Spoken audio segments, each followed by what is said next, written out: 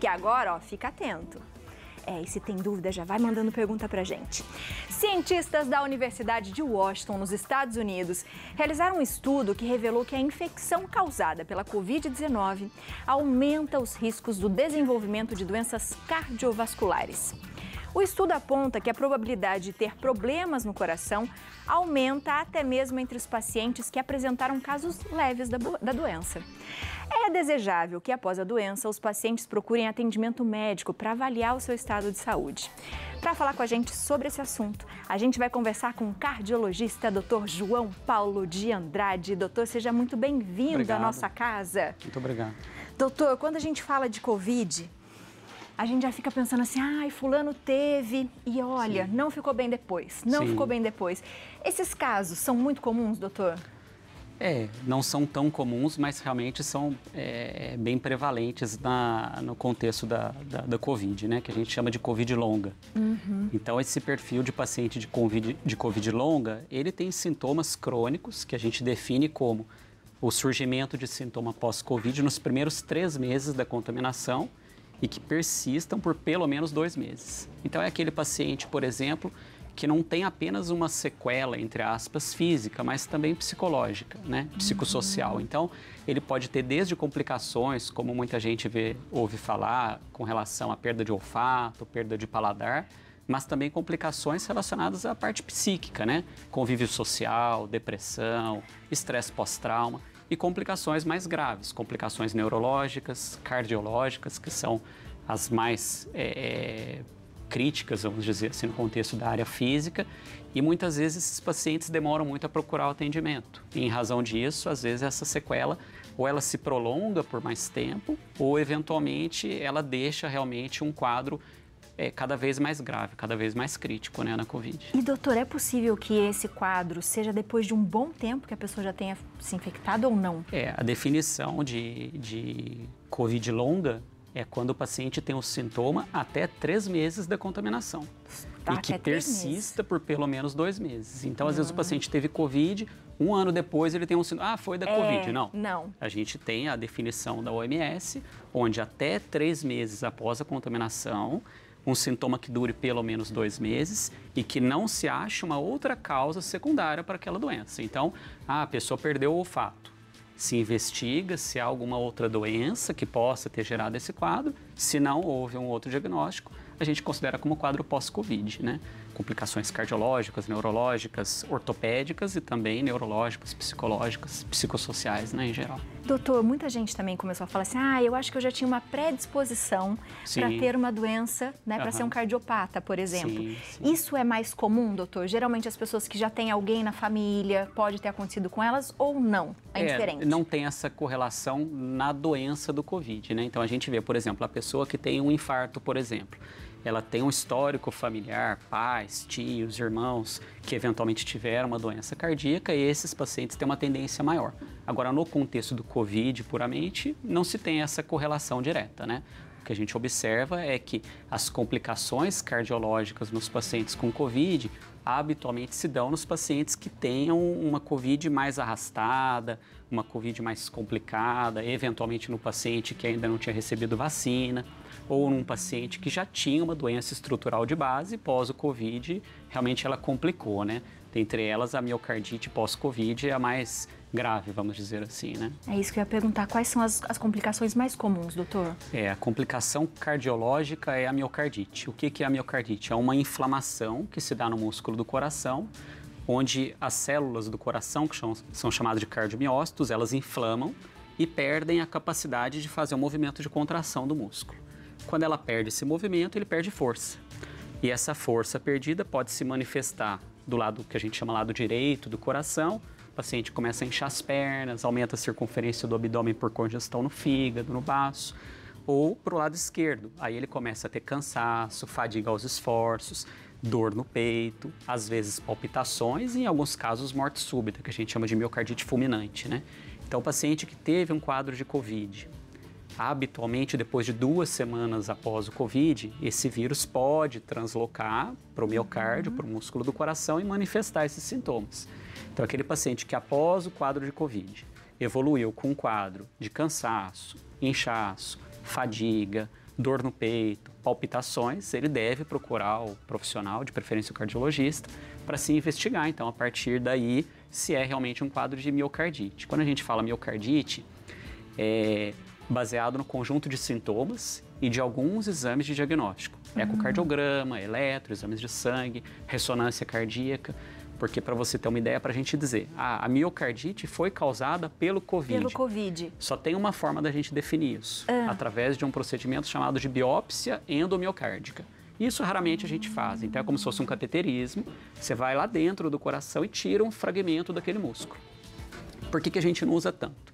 Primeiro, acesso, muito difícil. É caro também, não é, doutor? Caro. Segundo, poucos serviços que executam esse procedimento. E às vezes, aqui está o músculo do coração, se você faz a biópsia aqui e a inflamação está aqui, você não vai ter um diagnóstico, você vai ter um exame falso negativo.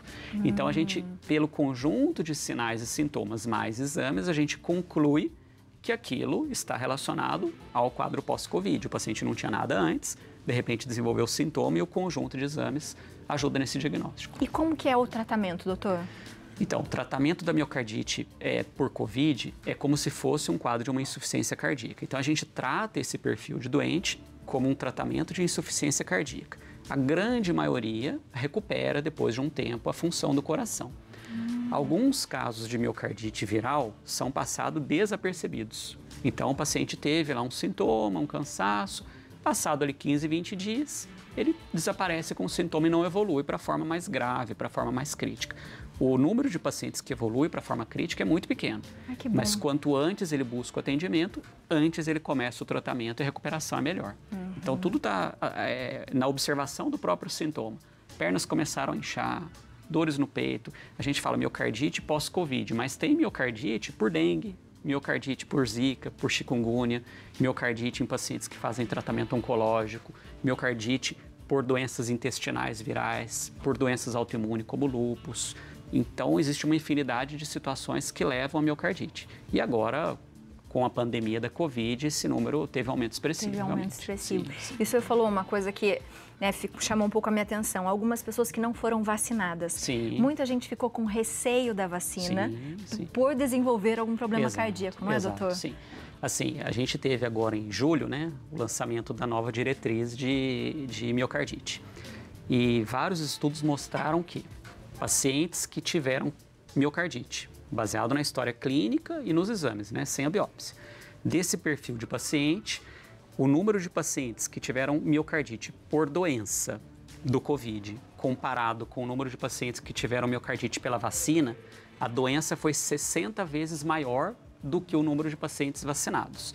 E a gravidade do paciente com miocardite por doença é infinitamente maior do que a miocardite causada pela vacina. Então, usar o argumento de não vacinar porque a vacina pode levar a miocardite é um fundamento desencorajado, vamos dizer assim, porque o perfil do paciente com miocardite por vacina é uma miocardite leve, que muitas vezes regride em poucos dias ou semanas, na maior parte não precisa nem de remédio. Que maravilha. Doutora, a gente tem um depoimento da Maria Clara, vamos assistir juntos. Sim, sim. Em agosto de 2020, eu tive resultado positivo de Covid. Comecei com os sintomas básicos que a gente conhecia ali na época, de perda de olfato e paladar, muitas dores de cabeça, e comecei a sentir um cansaço muito grande. Os médicos começaram a observar meus exames e os meus pulmões estavam limpos, não tinha nenhum problema com o meu pulmão. Até que foi observado que tinha gerado uma inflamação ao redor do meu coração e veio o diagnóstico de uma miocardite. Cheguei a ficar 10 dias internada no hospital, passei um tempo no CTI. Os primeiros dias, né, na primeira fase ali, foi muito difícil, porque eu não conseguia ficar sentada, porque eu sentia dor no peito, eu sentia cansaço, eu tinha dificuldade para andar sozinha, para tomar banho. E como bailarina, isso foi me preocupando muito, porque eu sempre tive uma vida muito ativa. Tive que ficar quase 2 meses afastada ali das minhas funções como bailarina e como professora de dança.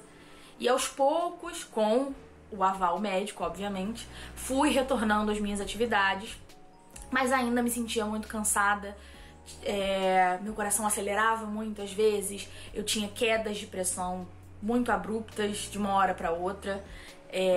Então foi um período muito difícil. Ainda sinto uma leve arritmia de vez em quando, mas faço acompanhamento médico, tá tudo bem e graças a Deus eu consegui passar por isso tudo sem nenhum procedimento cirúrgico, somente com a utilização de remédios, e eu sei que eu tive muita sorte por ter conseguido acesso às medicações e ao tratamento correto a tempo, que muitas pessoas na época infelizmente não conseguiram. Mas eu espero que esse depoimento aqui chegue a alguém e que queria só dizer que Deus me deu muita força para continuar lutando naquele período, principalmente no período que eu estive no hospital. E foi isso. Hoje em dia tô aqui, tô bem, tô viva e muito feliz e muito grata por poder estar contando a minha história para vocês. Que legal isso que ela contou, hein, doutor? E eu fiquei pensando um pouco nisso, né? Será que tem idade? Pelo jeito não, né, doutor? Não tem idade. Não tem. Ela provavelmente é uma pessoa ativa, que é o que ela disse ali. Bons hábitos, né? Nova. E pegou do mesmo jeito. Pega do mesmo jeito.